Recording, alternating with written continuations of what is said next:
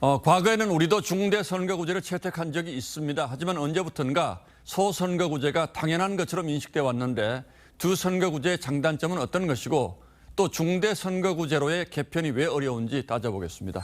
자, 홍영 기자, 우선 중대 선거구제라는 게 어떤 겁니까? 네, 현행 국회의원 선거는 지역구 한 곳에서 의원 한 명을 뽑는 방식입니다. 예. 중대 선거구제는 한 지역구에서 여러 명을 뽑기 때문에 이 소선거구제에서 낙선하는 2, 3등 후보도 당선할 가능성이 생깁니다.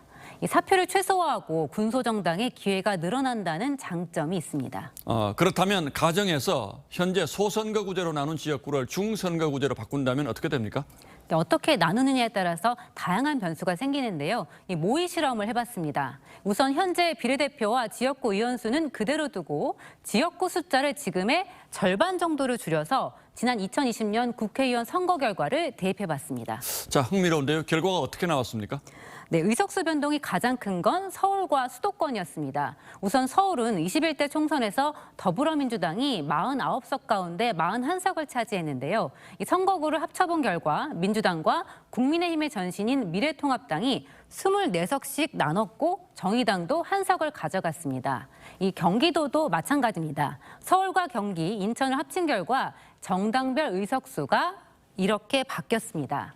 실제로 지난 총선에서 민주당과 미래통합당의 득표율 차이는 13%포인트 정도였는데 거의 득표수대로 가져간 셈입니다. 예, 상당한 변화가 있군요. 그렇다면 정치색이 강한 영호남의 변화는 어떻습니까?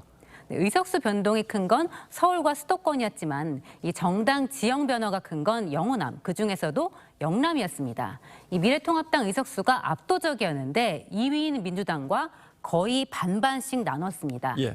다만 호남에서는 결과가 조금 달랐는데요. 통합당이 2등을 한 지역이 없다 보니 민생당과 무소속이 민주당과 의석수를 나눠 가져갔습니다.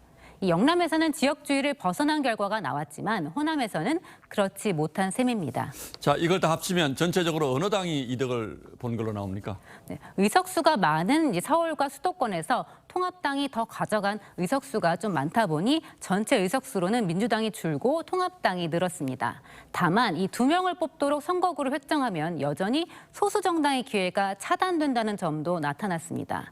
중대 선거구제 역시 여러 한계가 있지만 양당 정치의 폐해, 이 적대적인 진영 정치에서 벗어나는 데 의미가 있다고 전문가들은 지적합니다.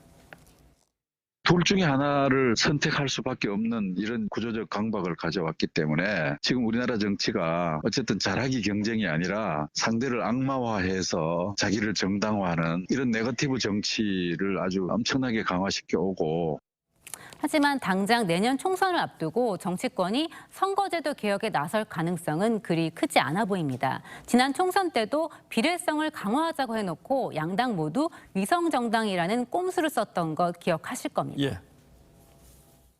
자기 선거구가 사라질 수도 있고 현역 의원만이 아니라 정치 지망생들도 새로운 소선거구에서 중대선거구로 바뀌어진다는 것은 개헌보다 더 큰 변화가 될 수도 있거든요.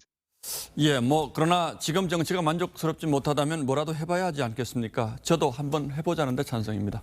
예, 홍영 기자 잘 들었습니다.